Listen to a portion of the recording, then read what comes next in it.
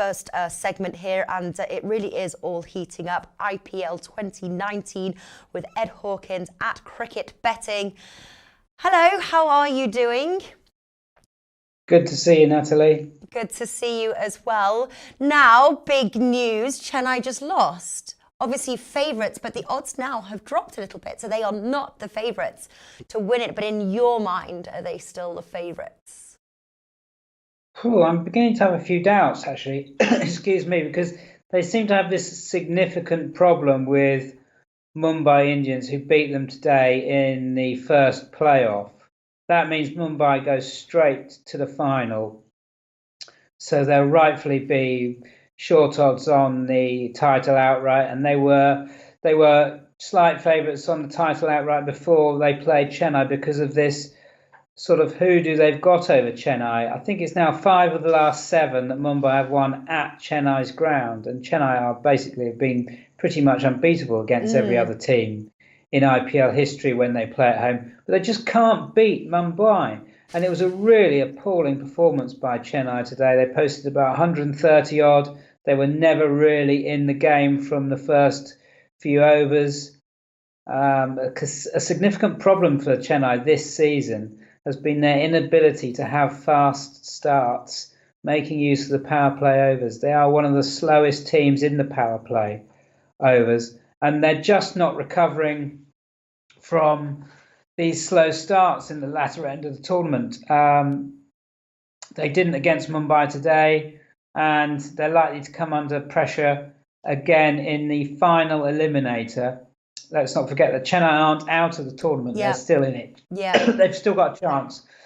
Excuse me. So they could still make the final if they beat the winner of Delhi or Sunrisers. Excuse me. Yeah. And well, talking about the winner of Delhi and Sunrisers, obviously very close odds here. One thing I do remember you saying to me the whole time is the coin toss, and then that's sort of like really important of who wins that. But it really is neck and neck right now. Delhi Capitals 1.81, Hyderabad Sunrisers at 2.1. How do you recommend playing that game from a betting perspective? Well, it's a tricky game to sort of get to grips with, really, Natalie, because you'll probably remember right at the start of the tournament, I was going on about how the World Cup squads were going to be announced and teams would lose key players. So all the team characteristics, strategies and form would be completely different at the end of the tournament as it would be from, say, the middle period when they're all settled and they know what they're doing. And that's a real issue with the Delhi Sunrisers matchup. Yeah. Delhi haven't actually lost any World Cup players, but they do have a significant injury to Kagiso Rabada, who is the top wicket taker in the entire tournament with 25 wickets, and he won't play. He's injured, and he won't play again in the tournament. So they have basically lost their talisman, and he really did sort of carry the Delhi bowling. It wasn't so hot really throughout the tournament. They could be a little bit flaky with the bat, but basically Rabada got them out of trouble time and time again. But he's gone, so he's not going to play. So who knows what that Delhi team is going to be like without Rabada? It's when they come under pressure in the field, they would have just thrown the ball to Rabada. Well, they're going to be looking around, and he won't be there. Sunrisers have had a little bit more time to get used to being without David Warner and Johnny Bairstow. And these two were the only two good things about the Sunrisers team throughout the entire tournament. But they're gone. Sorry, I don't know what's wrong with my throat. And since they've gone, they've really struggled. And they've lost 4 of their last 5. Delhi have won 4 of their last 5.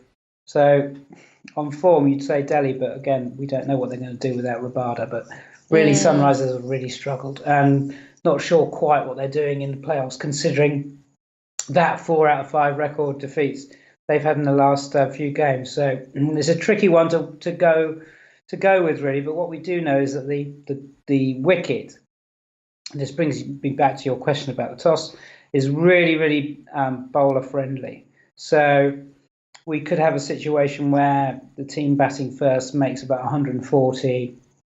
And that would be enough to win the game because it's such a bowler-friendly wicket. The average first innings score there is 146, and teams have really struggled even chasing that kind of number. So that's something to bear in mind in running. If someone's got 140, 150 on the board, which I think would be a really good score, 150 is not going to be a favourite score at the break. Probably going to get about 2.4, 2.5, maybe even bigger than that at the break in running. So I think there's value there. There's a price which could be traded. But I think this is all important. I'd like 140 or 150 on the board. And with that wicket as it is, it really helps the Sunrisers bridge that gap. We often talk about in cricket betting, we need some sort of outside factor to help us reduce the gulf between two teams when you've got a really hot favourite. And I know Delhi aren't really hot here, but 1.8, we're kind of inclined to get them beaten without Rabada. So we're looking for outside factors, injuries, weather, or a pitch, a bowler-friendly pitch, and that reduces the gulf. And it kind of plays to the strength of Sunrisers. Okay. Their bowling has been off this season, but this is the perfect opportunity for them to sort of ram home their reputation as a great bowling unit. If they get on this surface and they bowl really well, they're really in the game. And it also will help us out going forward because we won't take too much stock in what Sunrisers do on this wicket. If they win by bowling Delhi out for 130, which they did, by the way, earlier in the tournament, let's not get carried away because in the next game, their odds will be contracted a little bit because of that for the Chennai match. And we can all pile on Chennai knowing this is a bit of false dawn for Sunrisers. Okay, so as far as the outrights, because I have to say the price is coming in there on Delhi Capitals. Even in some bookies, you get 1.72. Hyderabad Sunrisers 2.1, and that's pretty even across most bookies there. Would you play the outrights, or are you looking at sort of a more man of the match, top bowler, top batsman kind of bet here? What would you advise our odds market viewers to take right now before the coin toss? Well, because of that Rabada absence for Delhi, the top Delhi wicket taker market is absolutely blown wide open. Bookmakers don't really know what to do with it. But I think there's value there. And if you know your numbers of these Delhi bowlers, the standout pick is Chris Morris, who's also South African, an all-rounder, good seam bowler, good variations, and can bowl at a decent lick. He has got an excellent strike rate of 15.2 in the tournament, and that is second only to Rabada.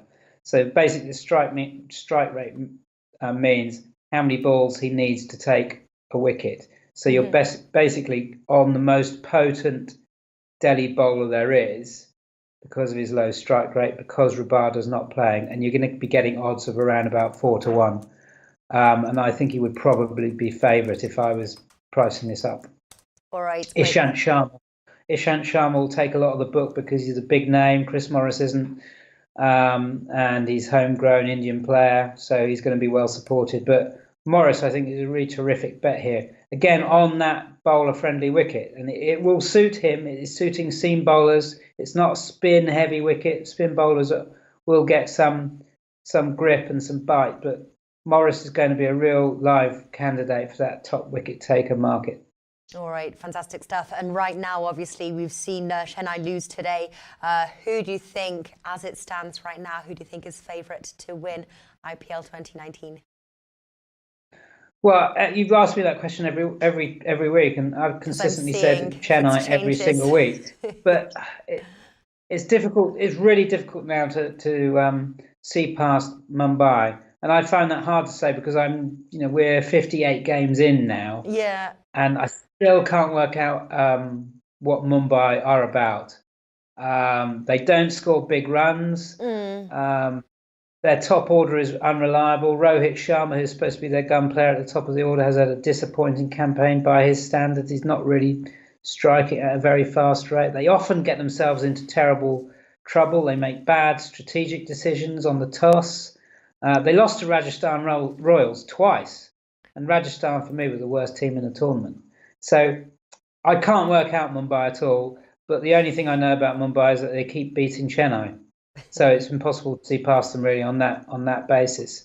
And if they meet again in the final, which I'm sure they will, and we've been saying that for a few weeks, Chennai Mumbai is going to be the final. And it could be Mumbai taking the title. And these two are the big heavyweights of the tournament, always have been, always will be.